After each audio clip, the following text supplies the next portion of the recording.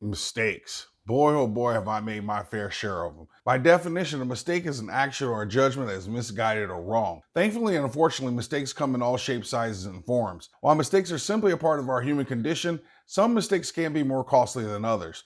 In order to be successful in life, we have to minimize the number of mistakes we make, especially when it comes to our relationships, our money, and our relationship with money. Author Roy Williams may have said it best, quote, "A smart man makes a mistake, learns from it, and never makes that mistake again." End quote. I would also add to that, highly intelligent men and women learn from the mistakes of others. This is why I go through the uncomfortable process of making videos like this so my mistakes can act like a tailwind when it comes to your investment success. I've already made many mistakes, so my hope is that you can learn from my mistakes, because if you don't, you only expose yourself to unnecessary losses and missed opportunities. While I'm going to share my biggest mistake, it's important that we start by making it clear, and a very important distinction, that making a mistake is not the same thing as failing. A mistake is about taking a wrong action, but success can still occur. While in contrast, failure is the end result of a wrong action or a series of wrong actions. So making a mistake doesn't automatically mean you have or will fail. If mistakes are inevitable, all we can do then is learn from our mistakes and learn from the mistakes of others so we can prevent or fix them. In order for you to really understand one of my biggest mistakes, we need a little context. Otherwise, some of you are simply going to reject the idea of what I'm going to share. Let's start by talking about Scrooge McDuck, the stacking community's favorite cartoon character, as we all have a mental picture of Scrooge McDuck swimming through his vault of gold, silver, and dollars. I don't know about you, but that's definitely aspirational. The problem with our connection with McDuck is that we're looking at the end result of Scrooge McDuck's journey, which is the vault of gold, silver, and dollars. But we never really think about how he got to that place. For most of us, we were introduced to Scrooge McDuck after he made his riches, which is why it made complete sense that he held his wealth in gold, silver, and cash, hence the vault. I guess we could almost say Scrooge McDuck might have been the originator of the motto, "If you don't hold it, you don't own it." At any rate, we all knew McDuck was rich beyond belief, and his updated backstory, we'll have to save his original backstory for a whole different day and a whole different conversation. But his updated backstory was that his wealth came during the Klondike gold rush and him mining and finding a huge gold nugget. And he was also known for his shrewd business acumen, especially in the areas of mining, real estate, and oil. Remember that, mining, real estate, and oil. That's going to be important, so hold on to that thought. For now, let's talk about one of my biggest mistakes. I've shared that my first purchase of metals was in 2006 when I purchased a 100-ounce bar. And that was long before I ever heard of the word or the concept of stacking metals. When I think back over the last almost 20 years of being in and out of gold and silver markets, it's clear that my biggest mistake was spending entirely too much of my time and energy simply thinking like a stacker and not like an investor. Hands down. I know some of you are already thinking, well, your first mistake was thinking that stacking is investing. I've covered this many times before, but in a nutshell, anytime you buy something and expect it to appreciate over time, even if that is in the context of protecting your purchasing power or in relation to a depreciating dollar, it is still an investment. Regardless, what exactly do I mean by thinking like a stacker and not like an investor? Most of us venture into the world of metals by saving our money, using that money to purchase gold and silver as a way of protecting ourselves. While there's nothing wrong with that, we also have to admit that it's almost impossible to save your way into wealth or financial independence. From my perspective, I want to suggest to you that there are kind of maybe two distinct stacking phases, and sandwiched in between them is an investing phase. Phase one, or the beginning of your stacking journey, occurs early in your broader financial journey. Now, that doesn't necessarily mean early in your life in terms of age, but early in your journey of learning about and understanding money and finances. This first phase of stacking is so very critical because it's where many of us begin to learn about failing fiats, false promises of the dollar, and the importance of real money and real assets. You know, all the things about money that our educational system never taught us. This phase is so essential because of how stacking completely changes you, your mindset, your appreciation for real money, your value of tangible assets, and the financial discipline that comes as a result. All of this leads you to develop a solid financial foundation where you spend less than you make, save more and more, and ultimately make better financial decisions. This is what I refer to as your financial holy trinity. I'll link to that video at the end. For some of us, that is more than enough, and simply stopping there is okay. And I want to be clear, there's nothing wrong with stopping at that particular phase of stacking. But I also want to remind you that it's awfully hard to save your way into financial stability or wealth. If you think I'm wrong, just look at how the value of the dollar dollar has crumbled over time. The reality is physical metals are great at maintaining your purchasing power and your wealth, but not so good at growing your wealth. The story of Scrooge McDuck is not one of him saving his way to wealth. McDuck held his wealth in gold and silver. Remember, this was after they said he used his shrewd business acumen, especially in the areas of mining, real estate, and oil, to become rich. When I look back over the last 20 years, my biggest mistake when it comes to metals is that I stayed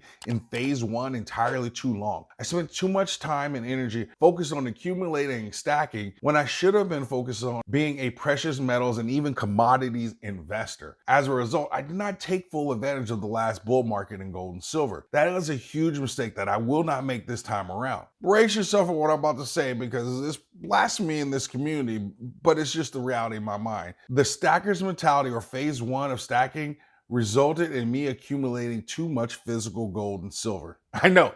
I almost can't believe I just said that, but don't click away, just hear me out. Let's just start off with the data. You often hear that you need 5 to 20% allocation to gold and silver being thrown out by financial planners. Well, this time they're actually correct, as the research confirms that you only need around 20% in order to maximize the risk-reward curve, as you can see in this chart from goldsilver.com, which also originally came from the CPM group. Remember, this is about risk and reward and them being on a scale. The reward side is about what else you could have earned with that same money if you weren't putting it into metals and into other investments. And the research just simply says we only need around 20% to maximize that. This is why I believe we have to shift from phase one of simply stacking to that middle phase, which is becoming a stacking investor. This is how I came up with the Stacker's Wealth Pyramid, where your personal finances and precious metals serve as a foundation. And from there, you build on top of that foundation with investments in real estate, business, and equities. Thinking like a stacking investor means using the discipline and the foundation that you learn from stacking metals to prepare you and help you transition into other assets. This is why I often talk about mining stocks on this channel, as they represent a tremendous opportunity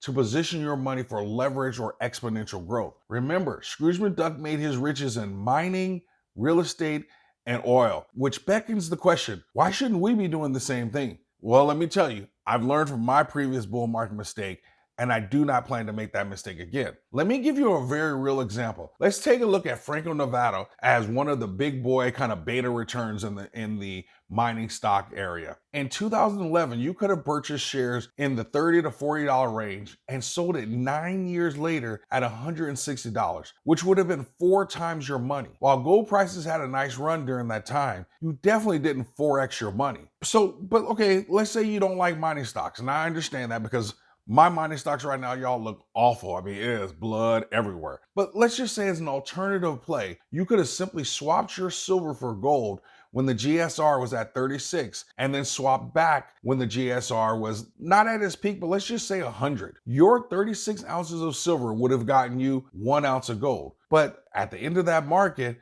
when the gold to silver ratio was at 100, your 1 ounce of gold would have gotten you 100 ounces of silver. In this example, you would have tripled or 3x your silver holdings by just simply swapping back and forth. While the dollar value would have remained pretty similar, we know that wealth is in the number of ounces you hold, which you would have tripled. While the mantra buy and hold on for dear life is a viable strategy, it's not the most beneficial when it comes to growing your wealth. When you move into being a stacking investor, you seek opportunities not to maintain, but to grow your wealth. Looking back, that was a huge mistake and a huge missed opportunity for me during the last bull market. One I do not plan to make again. I also want to note that this doesn't mean that you stop stacking or buying metals while you're in this investing phase.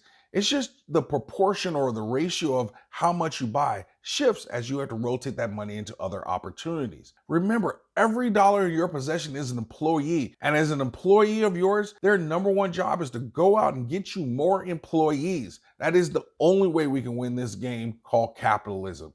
Stacking, or what I'm referring to as the phase one of stacking, is a phenomenal starting point. But at some point, we have to transition from stacking and thinking like a saver to investing and thinking like an investor in order to expand our wealth. Ratio swapping and investing in minor stocks are just two of the ways in which we can do that, but we have to do something. After all, it was only after Scrooge McDuck made his riches in mining, real estate, and oil that he was able to fill his vault with enough gold and silver that he could swim in, which was in the second phase of stacking. After you made your riches, you then shift to the second phase of stacking, which is using gold and silver to preserve your wealth. That's what Scrooge was ultimately doing. My hope for all of you is that you continue to learn and seize the opportunities around us, which can only be done when you stack smarter and you never stop learning.